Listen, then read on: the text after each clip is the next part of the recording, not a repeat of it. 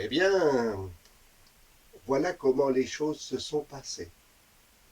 Cet hiver-là, il avait fait si froid qu'on disait que le feu avait gelé.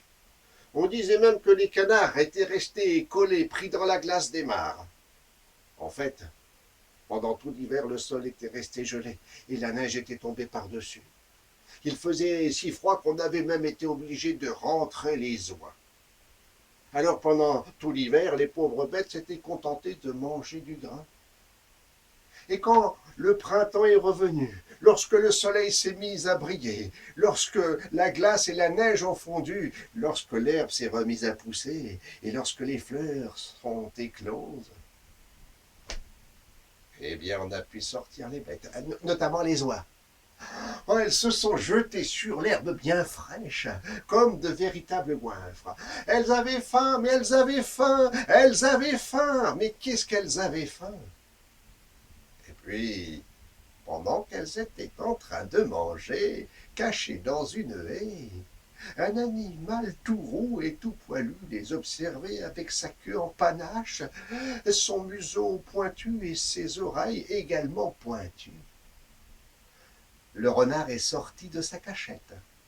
Il s'est approché des oies, il leur a dit « Bonjour mesdames les oies, je suis venu pour vous manger. » Et les oies ont dit « Non, non, non, non, non, on vient de passer un hiver enfermé, là pour une fois qu'on mange de la bonne herbe, on voudrait en profiter. » Non, non, mais vous savez, moi j'ai passé l'hiver dehors, je peux vous dire une chose, hein, c'est qu'il a fait vraiment très très froid, je n'ai pratiquement rien mangé de l'hiver, alors là, j'ai bien l'intention de manger des bonnes oies. Ah non, les oies étaient complètement paniquées, elles ne cessaient de crier. Le renard a bien compris que s'il mangeait des oies dans un état comme ça, eh bien, leur viande serait bien nerveuse et pas très bonne à manger.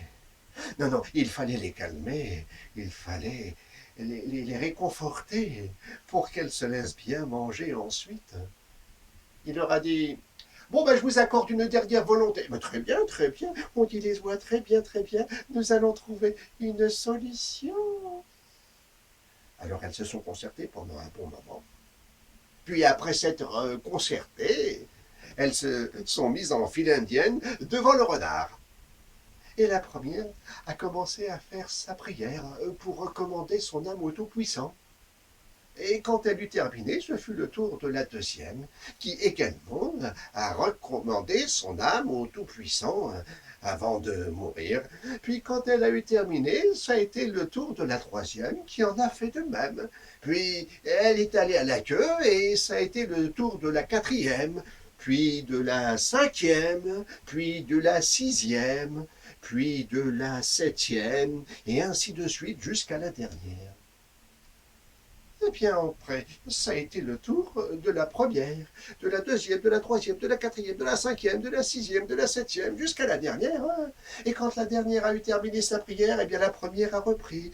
Et puis la deuxième, la troisième, la quatrième, la cinquième, la sixième, la septième, jusqu'à la dernière, et ainsi de suite comme ça.